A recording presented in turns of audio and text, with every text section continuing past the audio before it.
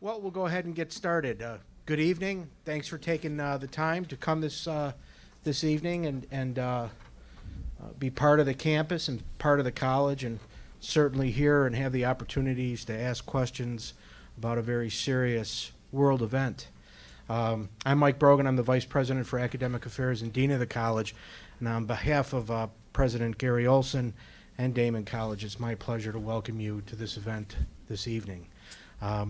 I know it's a tough schedule, and without further ado, I'll introduce Dr. Joseph Senko.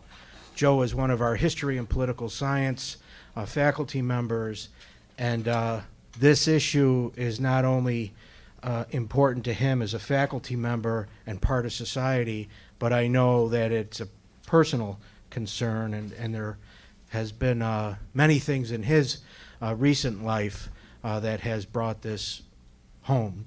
Joe is originally from Sierra Leone, and has many family members there, and he is certainly involved at a greater depth than most of us. So thanks for taking the time. Dr. Senko, thanks for having the panel. We look forward to it. Thank you.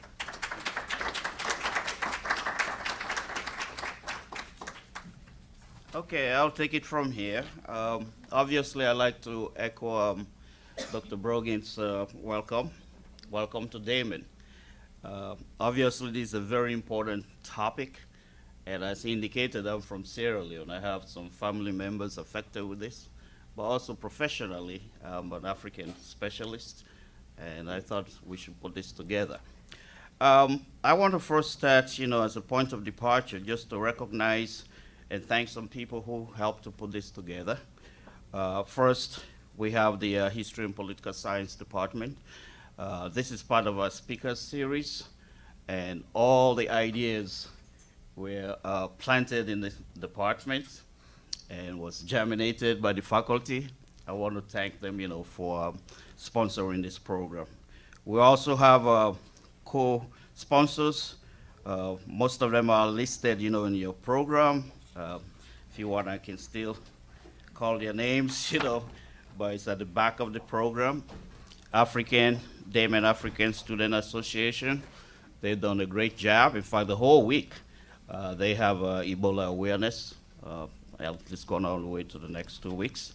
Daemen Student Association, Office of the President. Bobby has been really instrumental in getting some of the speakers for us. We also have the Office of the VPAA, Dr. Brogan, who just spoke. Office of the Deans, or the Dean of Arts and Sciences, Dean of Health and Human Services. Ron has been really instrumental. Shirley has been really instrumental, supportive in trying to put this together. The Center for Sustainable Communities. Cheryl was also involved in this. Healthcare Studies.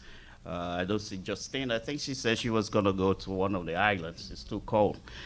She's going to get some on the beach someplace. Paralegal Studies. Also, Margaret helped us to get one of the speakers.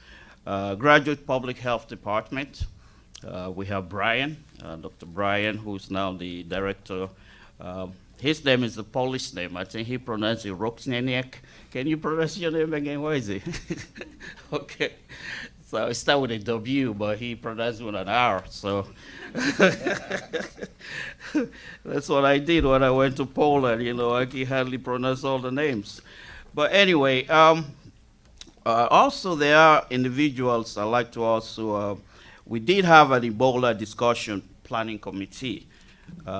Involved some of these people I've already listed, but there were also other people also involved in it. Let me see quickly. I don't want to leave anyone out. I think President Mary Ann Jumali, is Mary Ann here? She was just here. Okay, she's the president of the African Student Association. She's been highly instrumental. Came to me with meetings and so on and so forth. Then we also have Paula, Miss Paula Witherell. I think it's her last name. She's a public relations director. She got all this media here. I think we got 2 channels, TV channels here. We have other types, going to be recording and also be interviewing this program, which I think is really great. It's fantastic. Of course, we also have Dr. Penny Messenger, who is a blog director, history and political science. She does a great job. She has input into this, and I'm really happy that she can work with us. Also, we have some people from the community. I know there are people here from Calvary Church, First Calvary Church, and they're right here. There are other people from the community. I had a talk with them, I was invited to speak about Ebola on Saturday, and they want me to come back, so thanks for coming too. Okay. My friends, brothers and sisters, as we speak, over 4,500 people are dying in Africa, especially West Africa, from the Ebola virus. Over 9,200 have already been confirmed infected, and thousands more are unknown. The World Health Organization has also predicted that 1.4 million people will die from this virus if we don't try to contain it in Africa. That will be globally by January 2015. That looks very scary.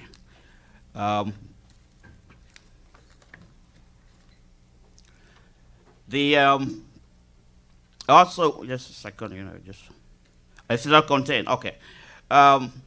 We are here to discuss and educate and bring awareness about this disease.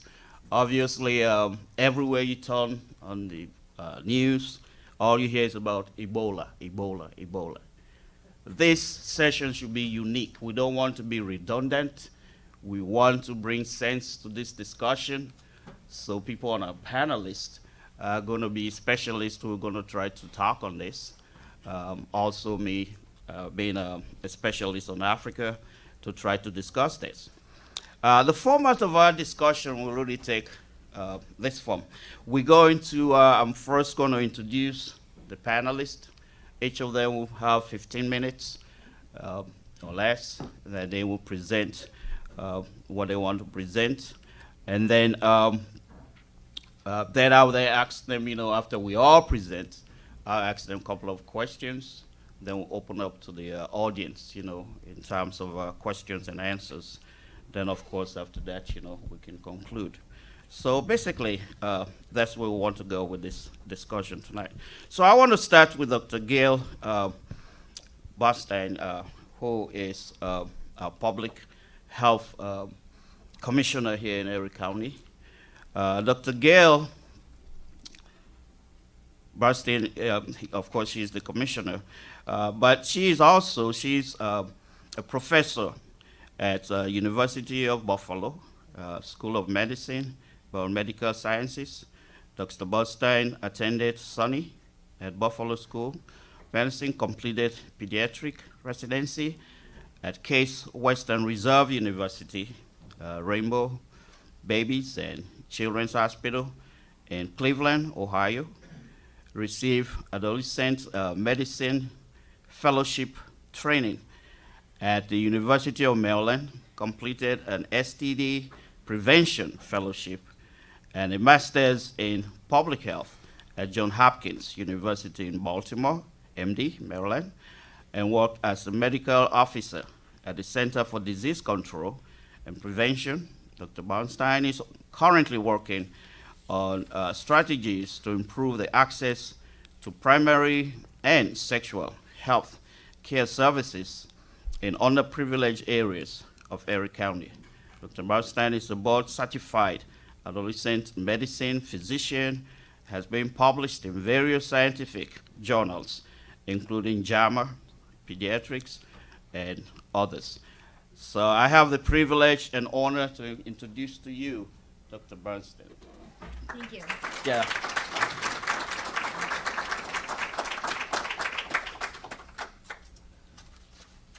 Thank you. And thanks everybody for coming here tonight to talk about this this horrible outbreak that is being has really overwhelmed Western Africa, specifically 3 countries: Sierra Leone, Liberia, and Guinea. So I just want to talk about how it got to this, because it's just really awful, and the outlook, the prognosis looks pretty bleak.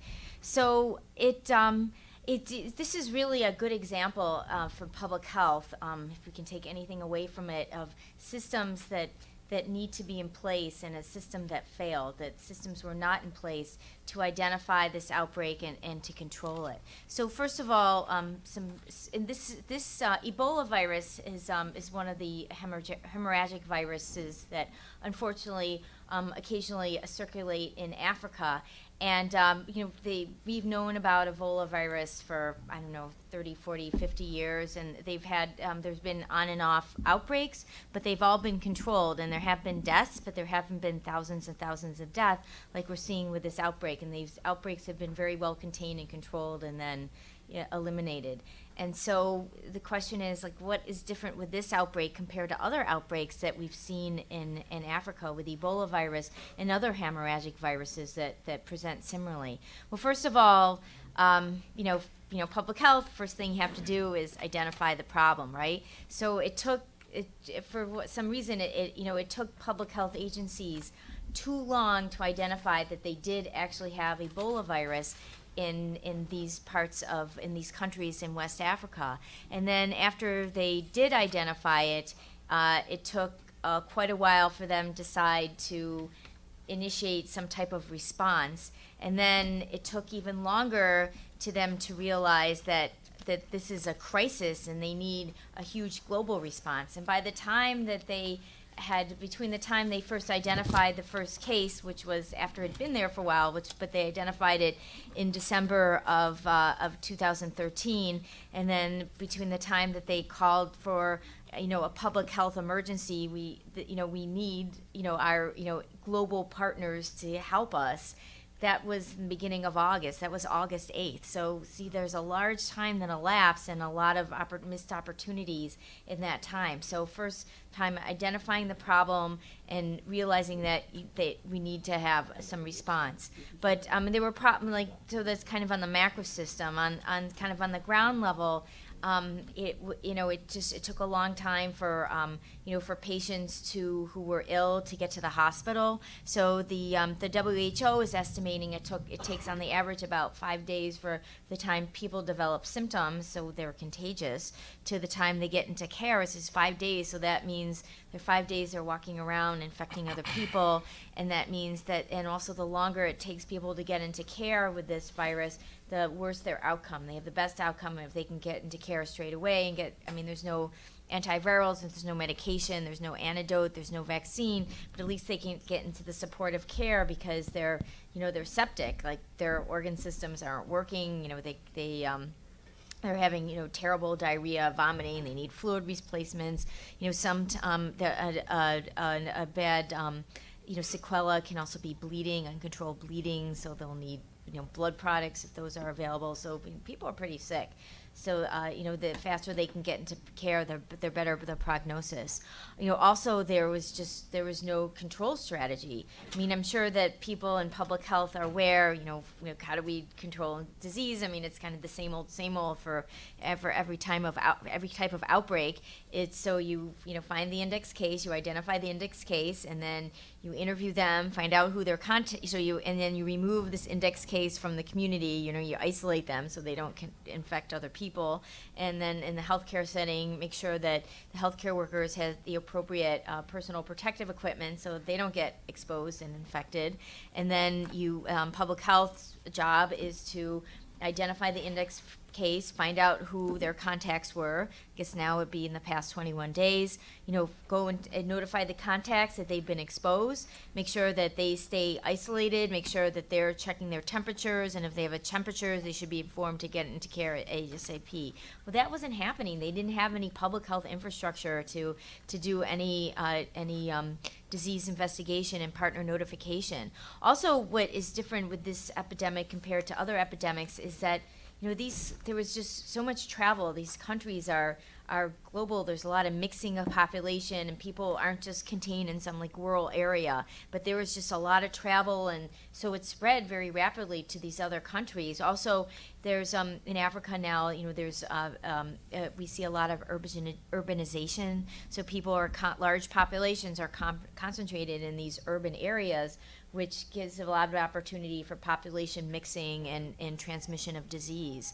So the WHO has estimated some statistics, and one big statistic that we should be aware of is the reproductive number. So the reproductive number is the number of infections that will arise from an index case, from one person being infected in a population that is uninfected. So one person gets infected, how many people do they expect will develop an infection as a result of that one infection?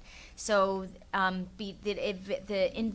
reproductive number varies a little bit between the 3 countries that are currently infected, but it's basically about 2. So we know for every one case that one person's infected, there are going to be another 2 people in the next 15 days that are also going to become infected. So you can see that the infection is the epidemic is rising exponentially. Also, they know that it takes about 15 days between the time that an index case develops an infection and symptoms to the time that the people they infect develop symptoms. So, and then again, it takes about 5 additional days after development of symptoms for people walking around getting into care. So you can see there's a lot of opportunity for transmission here, and just the systems is not working. So appropriately, these countries have, the WHO and Doctors Without Borders have reached out to global partners, but at this time the question is it too late? I mean, the infection has spiraled out of control. I mean, there was probably 10,000 cases plus out there, and it's doubling, and we're not sure if we're too late, and just the resources that it would take now to do, to get all those people into care. I don't think they have the medical resources in these countries to care for all those people, and it's like, very intense care. They need IV fluids. They may need blood. They need a lot of care, and we're not sure that there's a capacity to provide that care.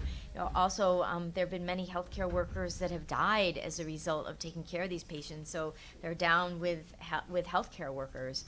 Also, just in terms of the public health infrastructure is not great to begin with, but this is huge to go out and do disease investigation on 10,000 cases, and many of them are in rural areas in addition to urban areas. I mean, I always like to try to be optimistic, but I'm not sure how optimistic I can be with this outbreak. But so we have lessons learned with the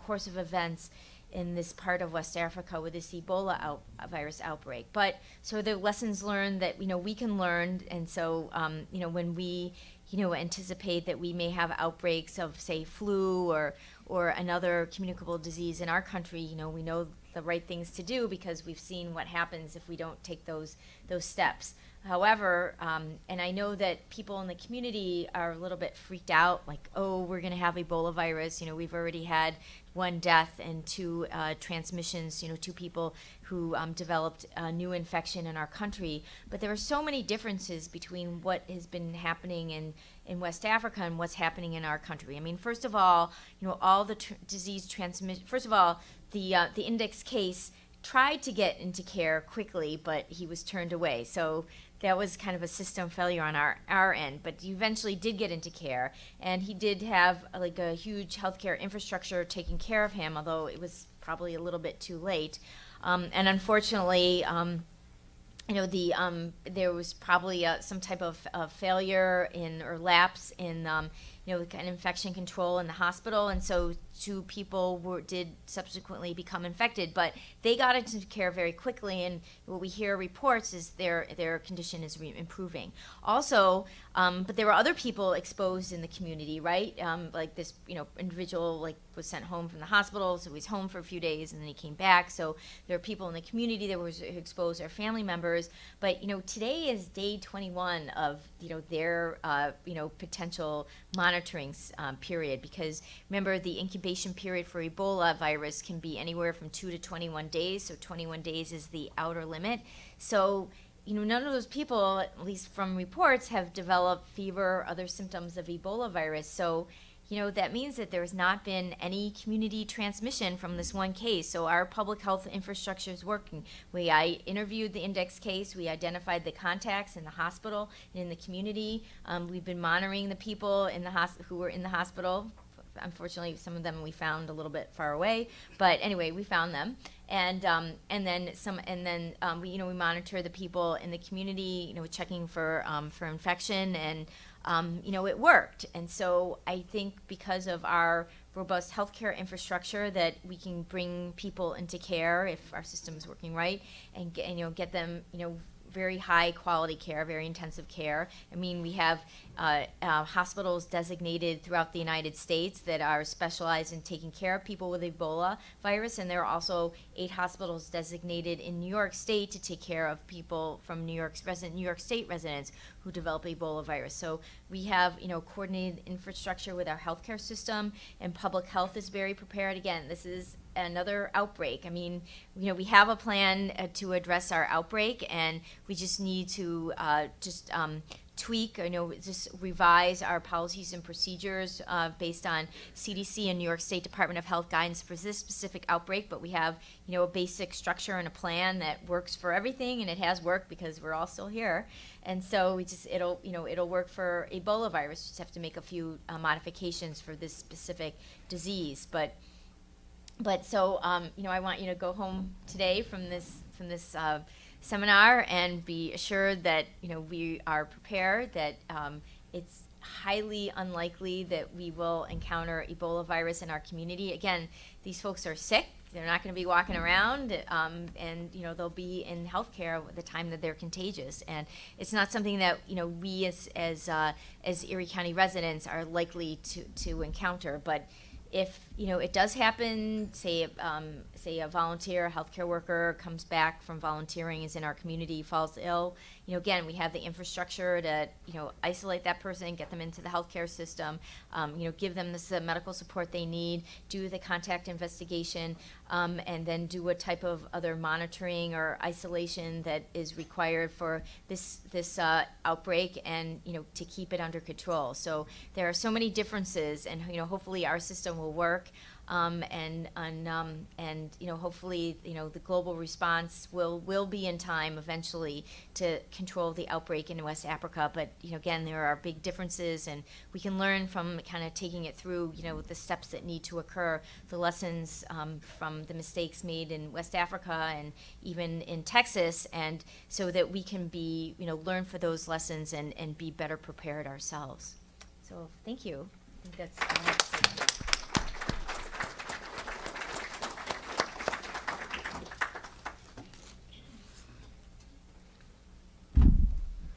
Thank you, Dr. Bernstein. I have some questions I'll ask her later when we get to the discussion part of it. I'd like to introduce Mr. Cisse, who is a native of Liberia. Mr. Cisse came to the United States as a refugee after 10 years of war in Liberia. He has been a panel speaker here. This is his 3rd time. During the War Refugee Day, he was one of the panelists, and he also worked here. He's an employee at the food service upstairs. Mr. Cisse is going to discuss the human impact of Ebola on his family. We hear all these things, but how is it impacting on families, communities, and so on and so forth. So he's going to talk on that part of it. Mr. Cisse. Good evening, ladies and gentlemen. Just as Prof introduced me, my name is Anthony Cisse. I'm a native of Liberia. If you look on the map, if they can put the map again, I can show you where I came from. You should have brought your own map. This is my PowerPoint. You already messed it I up. saw it already. Okay. Which one? Which one do you want? This one? No, just the map that was there first. Okay, the first one. Okay. I'm right from here, Grand Cape Mount County. And if you see the border, this is Liberia, this is Sierra Leone. Now on this map, you can see where the problem lies. I'm my people are right within this village.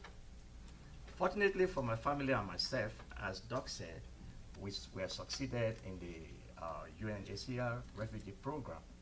Unfortunately for my family, we were evacuated here in Buffalo. We've been here since 7 years. I want to thank the Lord Almighty that we were already in America before we heard of this dreadful disease. Though it has affected most of our families, they are dying every day. If I put my phone on, maybe after every 45 minutes, I receive call from Africa. But I want to thank the Lord for us being here today.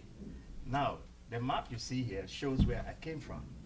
And Liberia and Sierra Leone, 7 years ago, we just flee from a deadly civil war, which we never understood what was the cause of the war.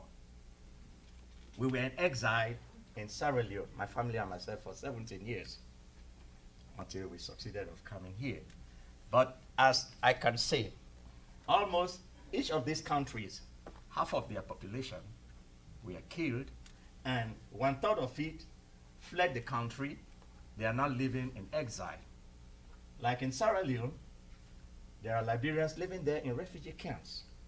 In Sierra Leone, they had 9 Liberian refugee camps, and we were in Freetown, in the capital city. But other Liberians were living over there. When the war started, Sierra Leoneans escaped. They went to Conakry, Guinea. Presently, as I'm saying, refugees are scattered all over these countries. And to our surprise, we never knew of Ebola. Thousands of innocent people died during the war. But today I can ask myself, if you go back biblically, Sodom and Gomorrah, Noah's Ark, I ask God, what is happening? Is it because of the innocent that were killed that you are suffering us today? Because after the war, United Nations gave clemency to all the rebel leaders. And today, as I'm speaking, they are all holding top government official positions in these countries up till now. So I can ask the Lord, are we being punished for these people being killed? Now Ebola came. It's just clearing people off.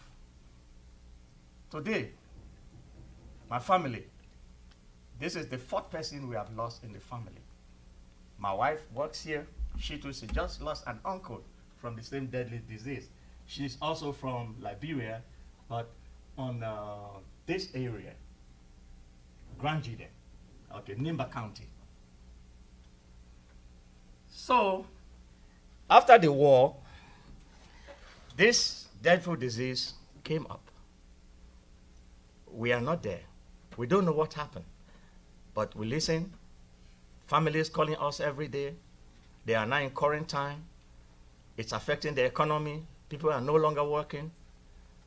Right now, we make sure every month we send money to them, because the economy of Sierra Leone, Liberia, and Guinea is going down. And the people are still dying. This is our question. Why? There is no cure. We thank America. They already sent 3,000 troops plus 100 specialists. But the native people, it's very difficult to get the treatment. And these countries, they intermarry. Governments of these countries try to close the borders, but it's impossible, because people living in Sierra Leone, people living in Guinea, they speak the same language, they intermarry, the cultures are the same. And you can't see somebody sick. You say you can't touch the person. You have to hold that person, or take care of the person before doctors will come around to cure. Even many doctors in Sierra Leone have died. Likewise, Liberia. Some of them, they refuse these days to work. The nurses are fleeing the hospitals. People are left to die. You watch CNN, you watch YouTube, you will see the people. They are left on the street to die. Right now, they don't know what to do. Where are we going? Who is coming to help? Our cry is only to God, because the people are laying down on the streets. Since the history of Liberia, this is our first time to heard of a virus called Ebola. Even though my family, we are already here, but we feel that we are within the same punishment like our people back home. We are worried who is going to die next, because family, they meet, they travel, they cross these villages. Even if there's a border, towns live in between the border lines. You can't distinguish the cultures between each country. So it is impossible. Only if you are fortunate, you get treated. But if not, you are going to die. There's no way how you can survive from it. Right now, we don't know what is going to happen next because of the sickness. The people are suffering and being isolated from their communities, put in quarantine. They have nowhere to go. They have no food to eat. As a result of this, every time we have to take care of our people, monthly basis, we have to send money to them. And there's no way how this disease can be cured. We just have to pray to see how best God can free these people. We want to ask the international world for prayers. Though the medication is there, but they are not cured. Fortunately, in America, the doctors that came back, they were cured. But as I'm speaking here, the people are dying in numbers every day. And they're being incriminated, going down, some are buried in the villages. People walk on those roads. Presently, it's rainy season in these countries. The water wash the same body. The disease spread on the path. There are no cars. Everything is now standstill. Where are we going? We just have to cry on the Lord for forgiveness. If it's a sin that we commit in this during the war, I want to ask for prayers. I think as a Christian, that will cure the people. But to say medication is very, very difficult. Finally, I would like to call on everyone to pray for Africa in general, because if something is not done, Ebola is going to cover the whole of Africa. Then where are we going again? Back in the soil where we came from.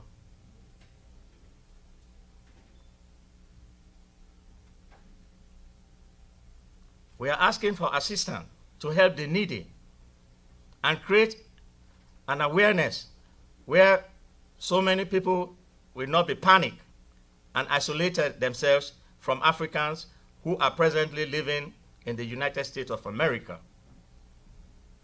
Because those already here, they are not affected by the disease.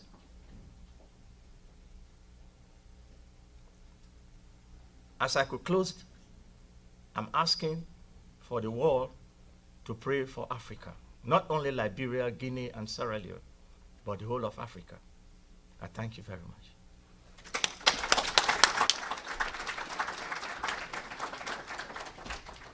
Thank you very much, Mr. Cisse.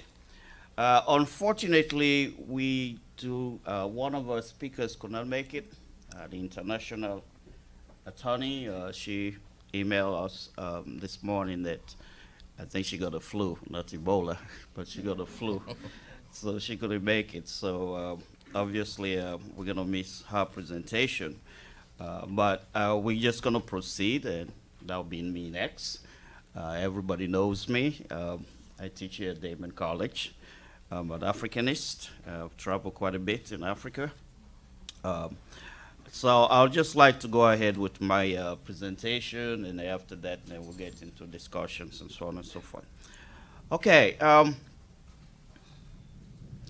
I'll just like to start. I guess I gave you guys a little bit of statistics from the World Health Organization a few minutes ago. Uh, this is an epidemic that we should all be concerned about, because if we're not, sooner or later it's going to come here. I'll talk about that also later. This disease is a disease of geography. It's a disease that's really linked to geography. Obviously, the three countries that Mr. Cisse have talked about, Dr. Bernstein has talked about, they're really linked. And as you saw on the map, you can see the three countries that are really interrelated. In fact, the other map probably can show a little bit more, the one that you have in your program, where you have Guinea at the top, there you go Sierra Leone in the middle, there you go Liberia at the end there. Obviously, geography itself, translates how these people have been interacting for centuries. And all of a sudden now they got a disease that they don't even have no idea where it came from.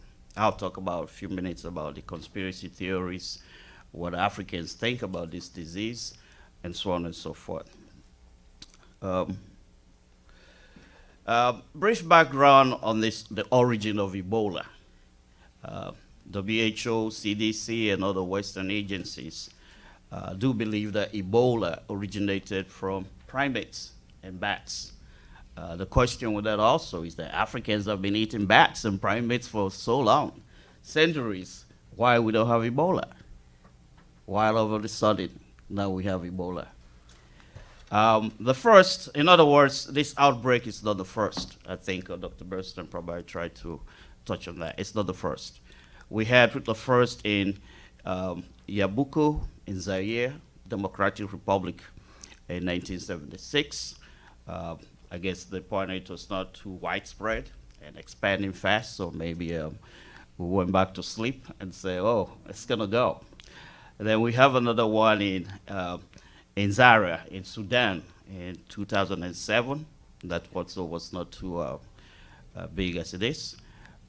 Also, it's kind of surprising to, and that also come to the conspiracy theory later, there was a laboratory in Reston, Virginia, in the United States, where they have a shipment of crab monkeys, from which they did find, evidence of Ebola virus. But of course, that also was just looked at and say, oh, it's not that much. The media probably, shut it down, and they didn't do much about it. Then, of course, the fourth one is now Sierra Leone, Guinea, and Liberia in West Africa. As this thing started since March, and when they found the first case in Guinea. Obviously, if I can get the map back again, as you can see, I think he did talk about that a few minutes ago. The Kpekedu is right up on the north of Liberia. I have relatives in Kpekedu. I have relatives in Liberia, I have relatives in Sierra Leone, where I'm from originally. They also have relatives in Guinea. So the three countries were interlocked. I'll talk a little bit about this when I get to the political perspective, how these countries, got all these boundaries, set, but originally they were the same people. I guess that's the point. The political perspective is that these three countries have colonial background. You have Sierra Leone was under Great Britain for so many years, became independent. Guinea was also under France, and Liberia, the free slaves that we got from the United States were shipped to Liberia. Even the capital city is still called Monrovia after President Monroe. So they have a White House in Monrovia. They got similar things, relating to United States. All three have what I call limited democracy, and that is they have elections, but they were run by dictatorships. We have coup d'etats, and also, as Mr. Cisse indicated, we had 10 years of war, civil war, because of conflicts and also because of this instability.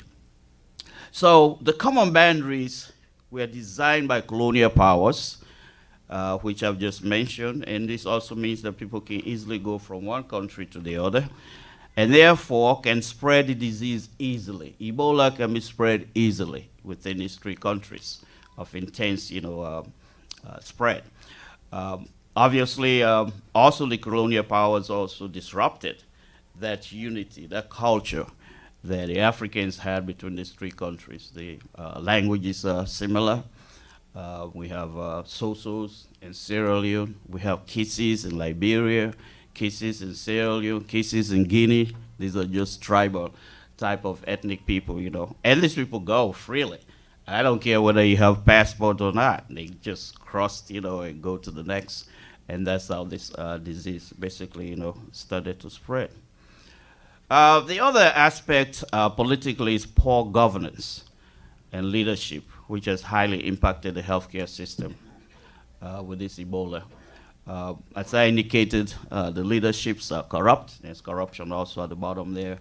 And so you found out that the infrastructure, healthcare, is not a priority to some of these governments. And all they basically did was to use the resources of these countries, for their own benefit. So you find out that you have misplacement of policies. By the way, the fourth one there, these three countries are also very rich in natural resources. But then the question, why should they be poor? I always pose this to my students, in my African courses, in my third world courses. Why should they be poor? These three countries, they have diamonds, plentiful diamonds, iron ore, plentiful, rutile, bauxite, you name it. A lot of the products that we need in the United States, or we need in the first world, they have it. But why are they poor? Why can't they take care of their infrastructure? Why can't they take care of some of these other things, relating to these health problems and so on? So the governments are wasteful. That's internal weaknesses. Again, I just talk about corruption. They were not prepared for Ebola, and they're still not prepared for Ebola. They're waiting for us to go and help them. They're still not prepared, as you can see. There are conspiracy theories, as I said earlier on, where a lot of these leaders will create fear-mongering, among the Africans that a lot of these diseases come from labs in the United States. And therefore, they are taken as to Africa and some parts of the third world, for specimen, for experiments. The World Health Organization, even when I was growing up, they would come and give us shots. They give us all type of inoculations, they say it's okay. So Africans are becoming highly, highly suspicious of some of these Western, experiments, which is what they call, because they feel that, it starts first from animals, and then the next thing they're gonna go test them, before they bring it back, to the West. High rate of illiteracy and less skilled people in the healthcare system is another problem to deal with the Ebola system. Less priority placed on training healthcare professionals, doctors, PAs, nurses, pharmacies, even professors in higher education. People want to find jobs in politics, usually, rather than I don't want to go into healthcare, or I don't want to be a nurse. Everybody want to put on a tie, sit in an office, ride in Mercedes Benzes or limousines, take more money, take it to Swiss banks. People rather do that, than to get into healthcare. There's a lot of work, they think, in that. Then, of course, political instability, tribal conflicts, and wars within these three countries also have impacted the spread of the disease. Roles of IOs. IOs are basically international organizations, NGOs are non-governmental organizations, and of course the global community. We heard a lot of excuses from the media. Even Obama made a lot of excuses. We were not prepared, and frankly, no one really still know what is Ebola. They telling us, this is the way you should dress for it. That's the way you should dress for it. You should put it another way. We have our own people infected. As someone coming from the third world, one could say that we should have the best healthcare system, and we do. But for us to have this type of at least unexpectedness, where we're not prepared that there's going to be something like this. This should be a national security issue that we're not prepared for. It's, you know, it's a little bit embarrassing. Inadequate response from the UN, as we know. As Dr. Bernstein said, we do have Doctors Without Borders. They've been there from day one. They're still there. There's another local NGO, Jericho Roads Community Health Clinic. Dr. Blake, he's still there. He's getting ready to come back. We have sent some of our students to work with him, you know, refugees, you know, these refugees and so on and so forth. But we're not prepared for this outbreak, and we're still not prepared for it. We're doing the best we can. As a result of this unpreparedness, incompetence in some level, the Ebola virus now become a global pandemic. We heard about Spain. We hear now that we have the United States. Where is it going to be next? You know, so that's the question, you know, that perhaps, you know, we're going to start to discuss a little bit later. Governments all over the world, especially the developed world, now jumping on the bandwagon when they should be giving aids, and now they sending the military, sending this, and everybody just scrambling. There was no plan, you know, to meet this dreadful disease. The economic perspective of Ebola, obviously, first is the impact on the economy. Businesses have been closed. Investors have run away. Who wants to be there in Liberia? Who wants to be in Sierra Leone? Who wants to be, you know, even people who are volunteering here, they're all running away, NGOs. Tourism makes a lot of money for these three countries. Those are all gone, you know, because of Ebola. Schools, colleges have been closed. Foreigners, international flights are now being stopped. The British have stopped theirs. Even Kenya have stopped their flights to these three countries and an African country. And so you can imagine if you don't have flights going back and forth to these countries, that's definitely going to affect the economy. And so that's a serious problem. Ebola has added to the poverty of these nations with millions of dollars in investment and healthcare infrastructure lost every day or every hour, obviously. The three countries are the poorest of the poorest in the world in terms of quality of life, GDP, GNP, food security, lack of clean water, wage level, $1 a day people get in these countries, even though they are the richest in natural resources. Ebola as a disease, it's basically a poor man's disease because it's now, it's also, you know, expanded to people who cannot afford it. Devastated families and communities. More women and kids are affected, thereby adding to their poverty. Ebola has created more orphans. So many kids who need people to take care of. Even their own families, I talk about this when I get to the cultural perspective, they don't want to take them. So where are these kids gonna go? Their parents are dead because of Ebola, but nobody wants to take them. Everybody's afraid that if we touch them, you know, bring them in our home, we're gonna get Ebola. And so it becomes another serious problem, you know. That's which, you know, the government don't have the resources to take them in.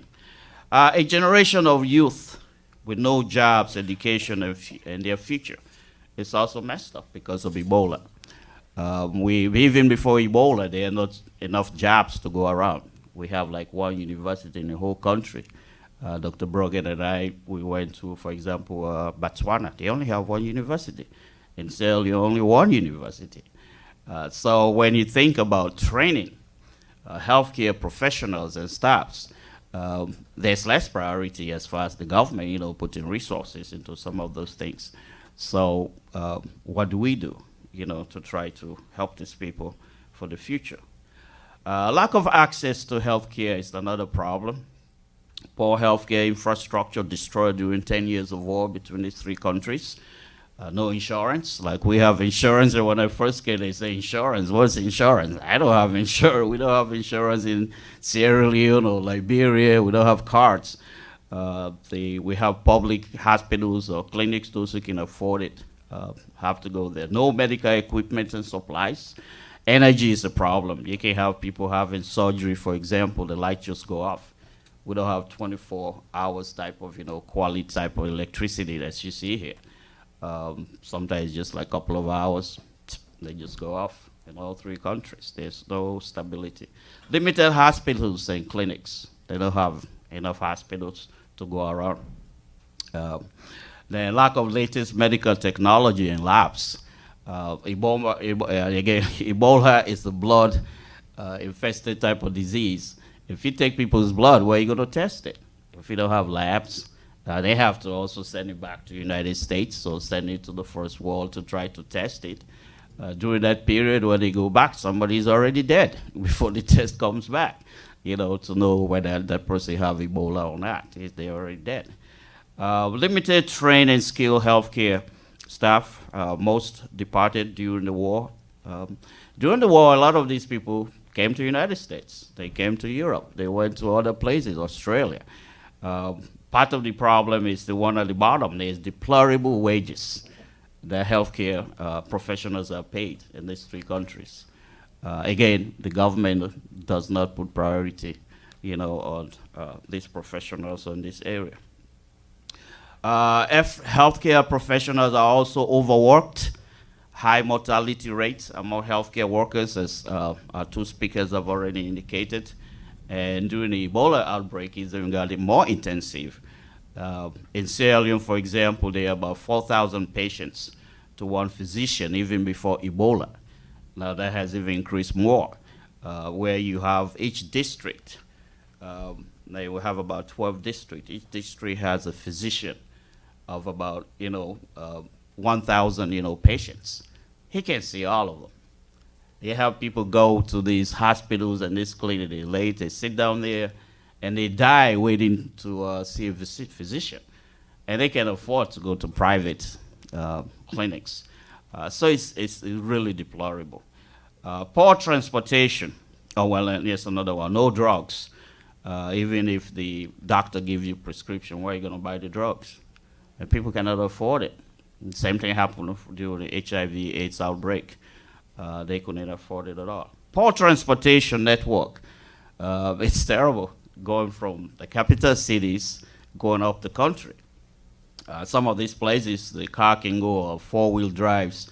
We call them SUVs here. They can go as far as they can go. Then people got to walk to get up to the next village. When even in the case of pregnant women in labor, they either put them on bicycles, or they have to, put them in hammocks to take them to the next, medical center. So it's the same thing with Ebola. When people are sick, where to take them. So they have to die because the people cannot. Communication networks are also poor for responding. Like here we have 911. If somebody's ill, they don't have it.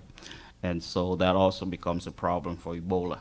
Underdeveloped economy also fails to bring in investment for healthcare. And so that also helps, increase urbanization, as Dr. Bernstein indicated. Overpopulation is another problem. Most of the people in the countryside are now coming to the capital cities, highly intensive, and some of these places are highly sanitized. And that also helps to spread the disease much faster, than maybe even in the countryside, where there's much more, people and so on and so forth.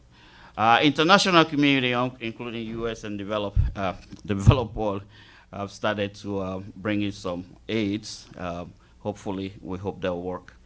Let's look at the cultural perspective. I'm almost done. I should only have 15 minutes, and I'm the chairperson, right? Keeping time. Traditional and customary beliefs and behaviors adds to the spread of the virus. e.g. beliefs in voodoo, spiritual, ancestral beings. Africans believe, for example, in burying their dead in their backyard. Burying their dead in their compound, like chiefs are buried in the compound. We don't believe in taking them to cemeteries because we believe that when our ancestors pass, they're going to live with us. And so we keep them with us. They make the grave and everything really fanciful. It's right in the middle of the town, especially, royalties. They do bury them in town. So So the tradition of touching, crying on the dead in funerals is commonplace. They will fall all over the all over the body. That's another way to say goodbye. To their loved ones. And it's not like us. We just dress them up, put them in a casket. They can't even afford caskets. So that's a tradition. To show their love. So that also helps to spread the disease. Keeping the dead in homes for days before. Some of these 3 countries have a lockdown where they literally have to go into the homes in some of these houses and take out dead people out of it. Sierra Leone had one, Liberia had one, and Guinea had the same. They took several dead people, who's been living with their family in those houses, for days. That's enough to just infect them, over and over and over. We also believe in cremation. As you see lately, you see a lot of the dead from Ebola put in plastic bags and so on and so forth. Now, we believe that, we have to put them 6 feet down here under the ground. And so that's also something that is against our belief. So cremation is not part of our culture. Plastic burial is not part of our culture. And that's also creating some strain on the culture. How do these people try to deal with this conflicts in your culture? Then, of course, we have types of marriage arrangements. This is my popular part of it. Polygamy. Polygamy is another system in which a man can have multiple wives. So if the man has Ebola, he's going to he's going to pass on that Ebola to 60 wives. It's not uncommon to have 50, 60 wives. Chiefs have several wives.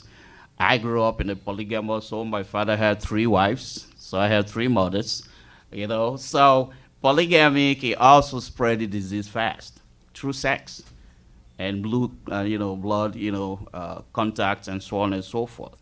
That has to change.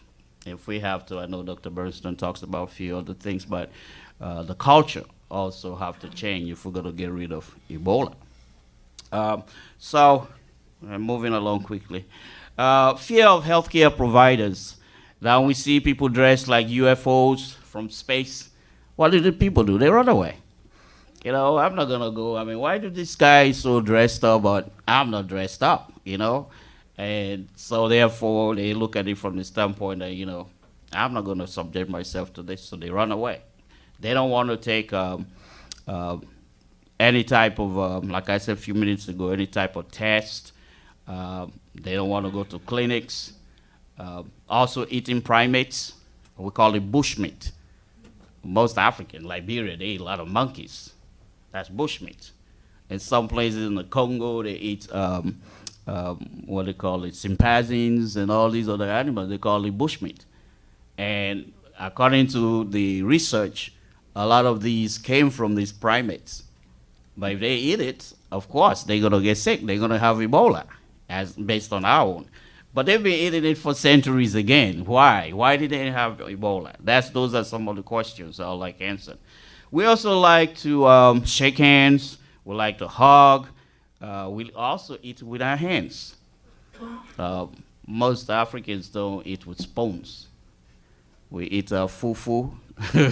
We put it in a soup, and that's how we eat. So the sanitation for that also is something that needs to be looked at, and that can also spread Ebola virus.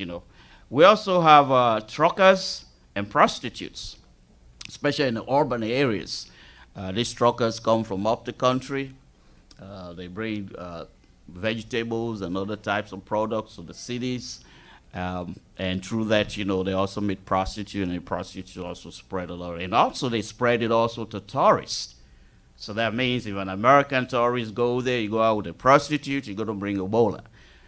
Because a lot of these happen in the capital cities and so on, and it's very common, when you go to a lot of Monrovia, you go to Freetown, or you go to Guinea, you see a lot of these people from all over the world going there into private, clubs. Recommended solutions that for Ebola, from my perspective, I think the developed world need to work with West African countries in order to stop, contain, and prevent this dreadful disease. There are several ways we can do this. Help build developed African healthcare infrastructures and systems.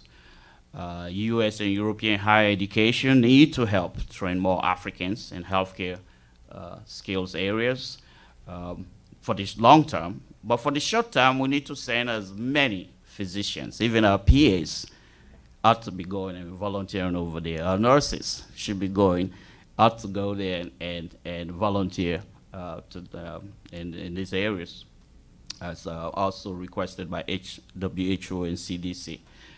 Billions of dollars need to be built to build these African systems. Now the question is, are we willing to invest in this type of money to try to build up this infrastructure? Some will say no. Don't talk to the Republicans. They'll say we don't have money. but we need to help them in order to get rid of this outbreak at the source, so it doesn't have to come here. Come up with new technologies and drugs that will cure the virus, one that Africans can afford, and of course, all poor people can afford. We need a change in our belief, in our mindset about Africa. There's been discriminations already. You know, if people say, oh, you come from Liberia, you know, some people, you know, feel a little bit more fearful, you know, to come to people. But like he said, you know, the Africans here, we go for a yearly test.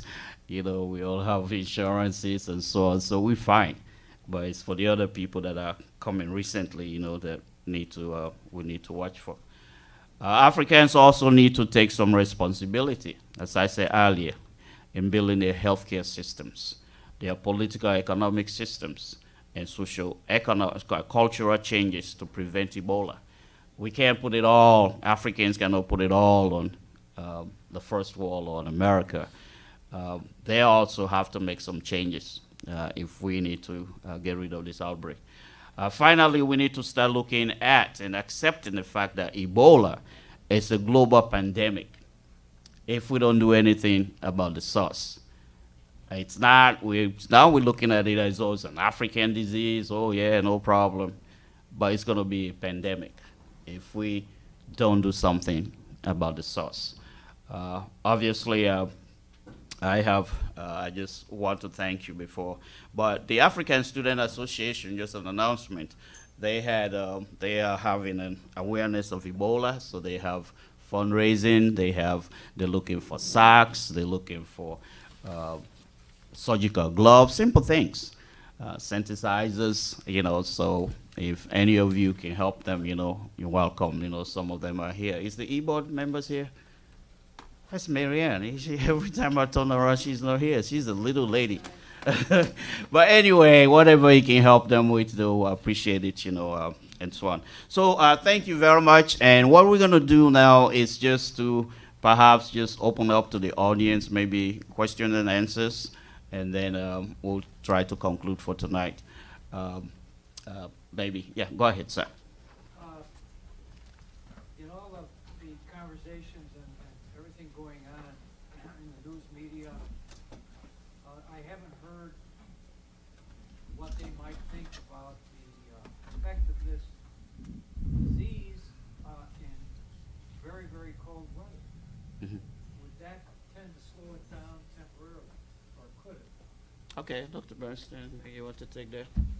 Yeah, well, we know that UV light can, you know, can kill it. So, but I haven't heard any reports of cold temperature. I mean, it also survives longer in, you know, in body fluids, so that may help too.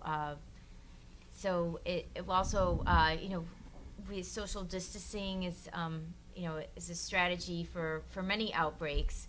But again, you have to think about the way that this disease is transmitted is through exchange of body fluids. So when you know, other infectious diseases like flu or measles, I mean, we try to stay away from ill people, but this, I mean, just contact that's not intimate or you say you don't have contact with anybody's, body fluids like their vomit or their, diarrhea, their feces, then you hopefully would not come in contact with it. So it's a little bit different than what we think of. But, I've heard the question before about, what will cold weather do? But really where, cold weather, could contribute here, but, again, we have larger forces that I described earlier with our healthcare infrastructure, and our public health system is really going to keep the epidemic in bay. But, in West Africa,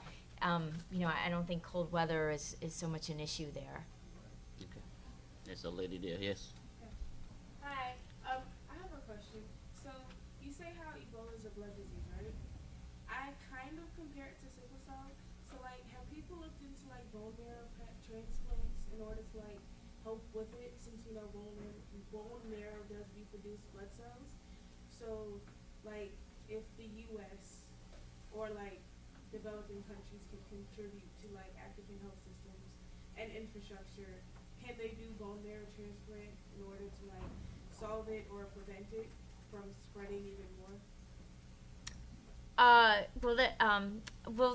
I'm sure that they would love to see some type of therapy that would be effective. The challenge with bone marrow, it's not just infection of the blood; it's in all body fluids, so not just blood.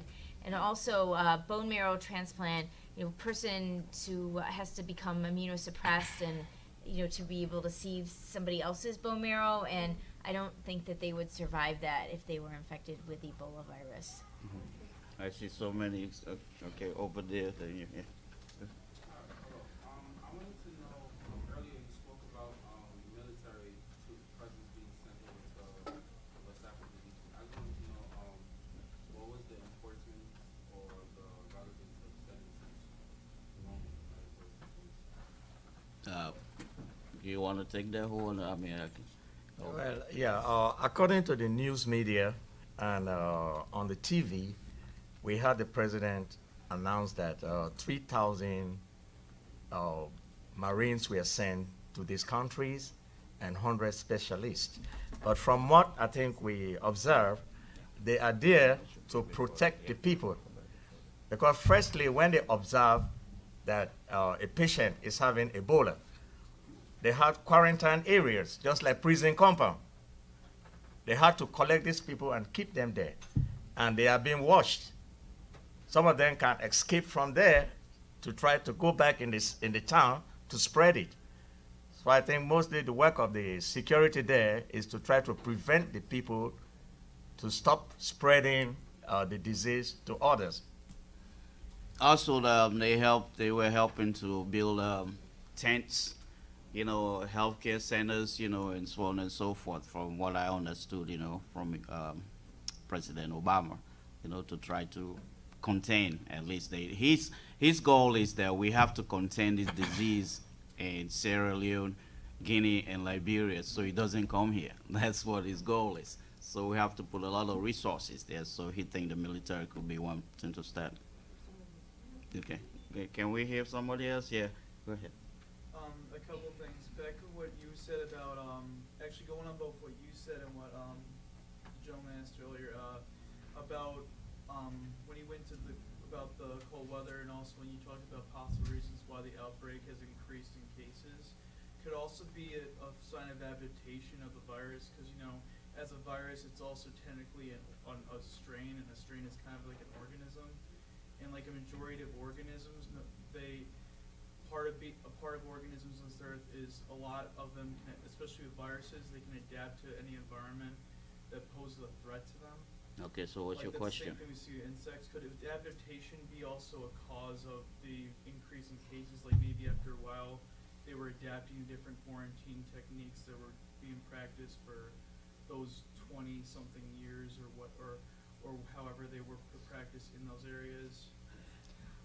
Yeah, that's a good question. We're always concerned about mutation, but as far as the behavior of this virus, from an epidemiologic and virulence standpoint, it's acting as the same as other previous Ebola outbreaks. It's just that, we didn't take the appropriate actions to control the virus as we did in previous outbreaks. So the experts right now do not believe that the difference in the presentation or the outbreak or the magnitude of the outbreak is due to virulence factors.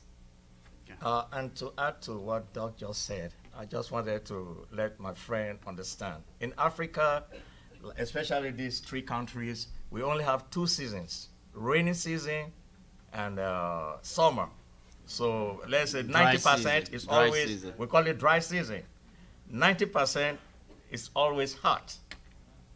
And when it's rainy season, it's still humid. We don't have cold like here, fall. So weather has nothing to do with it. That's what he said. Okay, wait. Let's get other people. Yes, Kathy.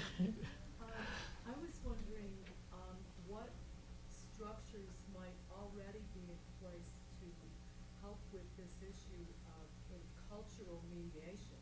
Mhm. Because it seems the recommendations you're making, which sound really sensible, one of the biggest obstacles in addition to the financing and so on, Mhm. is the receptivity of the people who are affected. And, if you have situations where you're asking someone to change some deeply held cultural behaviors, are there resources who can, as I say, mediate that? The easy answer is no. There's none. That's part of the problem. They see this, the Africans see this as maybe to a certain extent we impose it and try to change their culture to fit our own values or whatever the case might be, which don't make sense. But no, there's no structure in place. For example, polygamy is always going to be there, no matter what. So how they going to change that? How does this relate to the disease and try to contain this disease will probably exacerbate, the disease, to a certain extent. So as far as I know, there isn't really no particular structures, that will say it's ready to welcome Obama. I'm saying Obama's Ebola, and say, come here, we're ready to accept you. The two names look the same, right? So now the answer is really is down at this moment. This is also a surprise for Africans. This disease is a surprise for them. We've gone through HIV/AIDS. Africa had the highest rate of HIV/AIDS, and all of a sudden, that's what he's talking about. What's happening to Africa? Every time these diseases come, pandemics, epidemics everywhere is Africa, Africa. What's the problem? So no, Kathy, we done that we know of. Wait, there are a few more in this corner here. Many people do want to give and to help, but we know in the past through Hurricane Katrina that the Red Cross failed in many ways. People are reluctant to give because they want to make sure the money is going to a direct source to help the people and not going through just rhetoric and into other people's pockets. Absolutely. I first want to know, my first question is, what is the United Nations really doing? How much of our country is doing? And what agencies are really reputable where we can walk out the room tonight and get a website or an address that is solid, legitimate, by which, we can put our money where our mouth is and give that. I would hope that Doctors Without Borders, of course, would be one Absolutely, of them. yeah. But please explain. Thank you. You want me to take that? Well, locally we do have, like I said, Jericho Roads Ministry, Dr. Blake. He'll be the first perhaps to look at it. As we speak, he's there right now. He sometimes works with Doctors Without Borders. He works Right. with Well, Dave- actually, Dr. Glick, that could be an opportunity to donate because Yes. he is developing he's trying to open up a clinic Exactly. in Sierra Leone. So Exactly. that would So be we an have opportunity. address or Yes, if you want, I can forward those. We can forward those to you. We'll see me, and we'll try to probably put it on our website or something. Yes, he's a very reputable guy, and we've been working with him for so many years. So he'll be one. Maybe the Red Cross. There'll be others. In fact, CNN has a list, on their international website. Yeah, that you can also look at. what part is the United Nations playing in this at this point? WHO is part of United Nations. You also have UNESCO, you have UNICEF, because kids are also involved in this. There's a lot of kids, like I said, orphanages.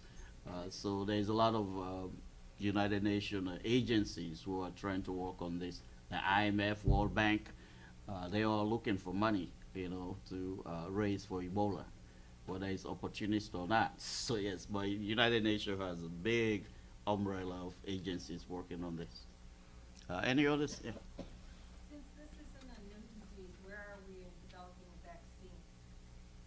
I know there is a trial underway. It's very difficult to develop a vaccine. I mean, we're so fortunate to have the vaccines that we have currently, but there have been many vaccine trials that have failed, so we'll have to see what happens with this. I mean, there's, first and foremost, there's safety. You have to look at effectiveness. So there's a trial underway right now, and we'll have to wait to see what the results show. Yes, sir. I have 3 questions about the disease itself. Your brochure mentioned that it's a disease of direct contact, and yet some people in the news have talked about staying away from people who are coughing or sneezing because those little particles in the air could drift to you, and you could pick them up on your eyes, mucous membranes, things of that. So what's the difference between that and airborne? Secondly, is there a test for Ebola, antibodies or something like that? You had talked about sending them off to tests from Africa to Europe and places like that. By the time the results come back, people are dead. But I was wondering, is there a test and what is it? And number 3, repeatedly in the news I hear it's a 21-day incubation period, but some people have said in the news that, well, they believe it's actually more. So those are my 3 questions. Direct contact, test, and 21 days or more. You want to take this? Sure. People so, are scared. We're scared. Right. So it's not airborne. The virus does not travel in the air, but there could be instances where there could be blood or vomit or mucus that contains virus that somehow is ejected from the body, and then if it come in contacts with someone else's mucous membranes, such as Cough or a sneeze? it could be if it was a productive cough, or if like mucus, like was excreted in the cough or the sneeze, and it landed on somebody who is not infected's mucous membranes, such as their mouth or their eyes or their skin, where they had some type of abrasion. It's theoretical. However, we have not documented any community transmission in the United States. We've not seen any transmission of that type occurring. Where the transmission, Case in the United States, though, right? but again, that has not been documented in Africa either. I mean, the modes of transmission have been exchange of body fluids primarily. Much of it has been through the behaviors. As our colleagues have mentioned, through preparing bodies for burial, and sexual contact. So there's and then not having access to personal protective equipment for healthcare workers. So there's really never been a case documented where the only exposure has been contact with somebody sneezing on you or coughing on you. I mean, that's never been documented in the literature, and there have been thousands of deaths. So, and your second question is the test. Right. The test, it's a DNA test. It's called polymerase chain reaction, and so it's a nucleic acid amplification test. So it has some template, some DNA that looks similar to the Ebola DNA, and then there's also an enzyme in there that breaks apart the DNA of the Ebola virus. So if the DNA gets in there and if there is Ebola virus DNA in the specimen, the ligase breaks it apart, and then it binds to the artificial DNA, and then there's a transcriptase that amplifies the DNA like 1,000,000 times, so that there's a lot of it in the specimen and it's easy to detect. So this is not a fast test, is it? It takes about 4 to 5 hours to run. And then I'm sorry, your last question? The last one was 21 days versus more. Well, what we have documented in the literature is the incubation time is 2 to 21 days. 2 to 21. Yes. That means if someone picked it up from another person right now, then in 2 hours from now, they could actually be, Days. or 2 days from now, they could actually be transmitting it that quickly? Well, they can become it's been documented in the literature that the incubation period is between 2 to 21 days. So it could be as short as 2 days, and so they could become symptomatic in 2 days time. We believe that after they become symptomatic is when they become contagious. There's also a range there of people can take up to 2 days after they start to become symptomatic to become contagious. So there is variation. It's everybody's different. All right, but the shortest then would be 2 days for incubation and 2 days until contagious. Then Well, I mean, It's the small, contagiousness it's can be, it can take up to 2 days after development of symptoms to become contagious. Again, we need a little bit more experience with the virus, but this is what we have observed so far with the illness. Okay, one But more quick everybody's one. different. One more quick. thank you. What's your? Was there? Oh, okay.